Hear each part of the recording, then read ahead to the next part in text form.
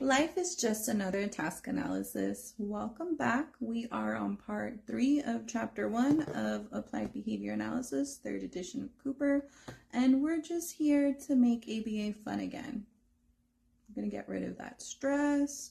We're going to get rid of those headaches of not really knowing what Cooper is talking about. I'm going to break it down in bite-sized pieces.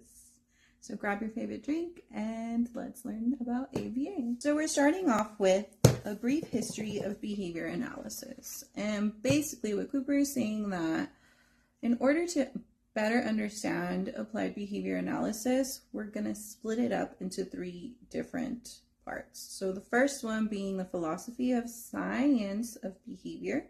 The second one being the basic research of behavior, and then the third one is the application of that research, the technology used to advance in the field of ABA.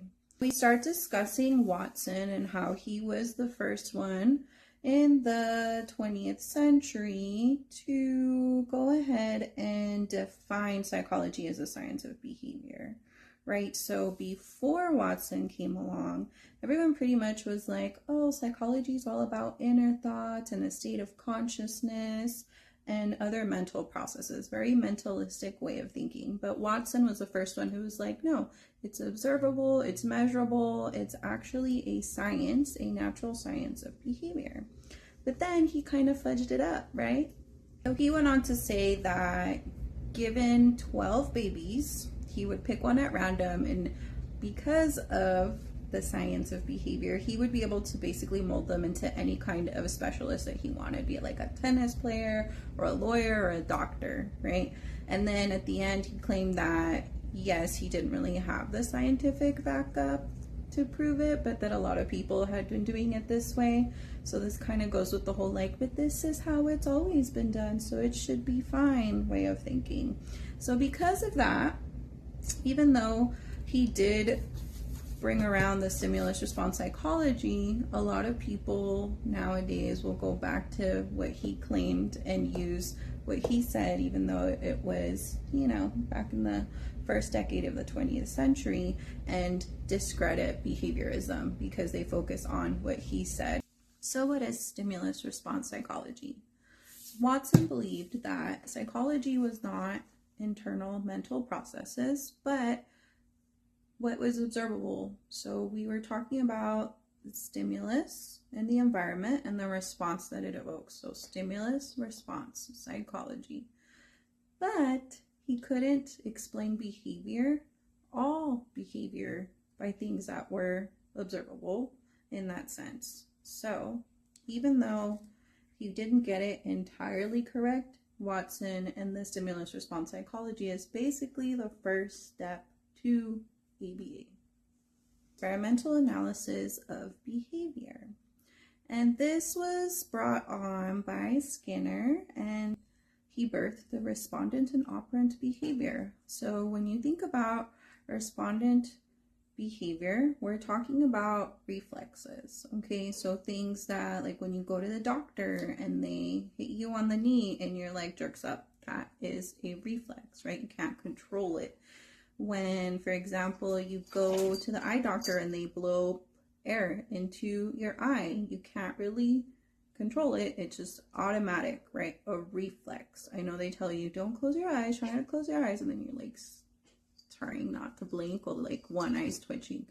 It's a reflex. So, and then we move off to operant behavior, right? Which is the most important one, because operant behavior relies on the behavior being controlled by what comes after, whereas respondent behavior is just a reflex and it's based on the antecedent. Operant behavior, little operation of what happens after the behavior that controls it. So this little operation, the 3-term contingency, focuses on consequences and not antecedents, right? So the behavior is occurring because of multiple past experiences. So if a baby's crying and mom comes and picks up the baby cries more often to get picked up, Why? Because it's been reinforced in the past, because of the consequence, because it is something that takes place after the behavior. So the behavior will continue to occur as it is reinforced by the consequence.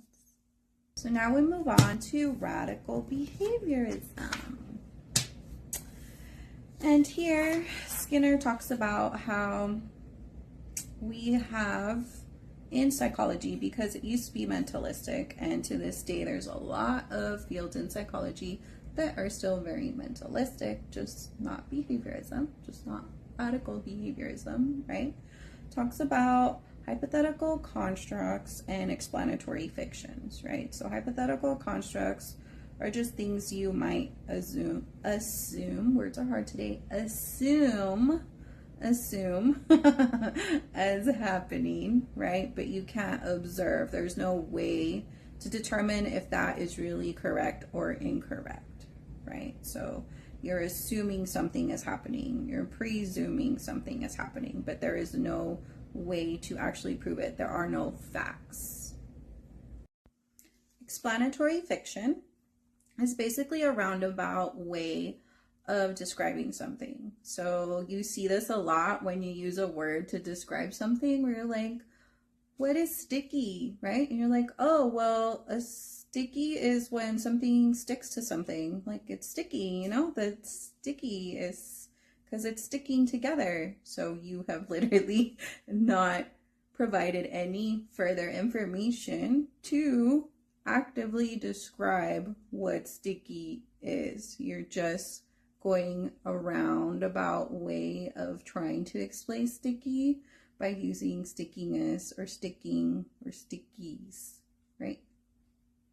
Roundabout way. You're not being very clear. So don't judge me. I can't pronounce it. It's either methodological or methodological.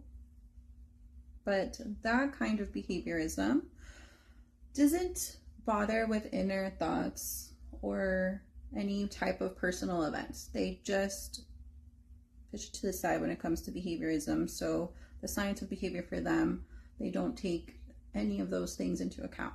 Whereas radical behaviorism, if you're a radical behaviorist, you do take those personal thoughts and inner events into account. We also apply the science of behavior to them. So we try to analyze and learn and observe that, because that person who is going through those things are able to and are capable to tell us what those inner things and thoughts are.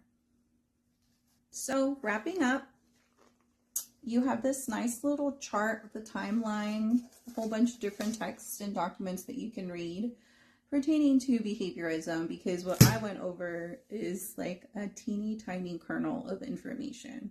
I will be back next week and we'll be going over the 7 dimensions of ABA. So until then, stay hydrated, take care of yourself, don't take work home, and remember that ABA is not aversive. We're going to make it your bestie.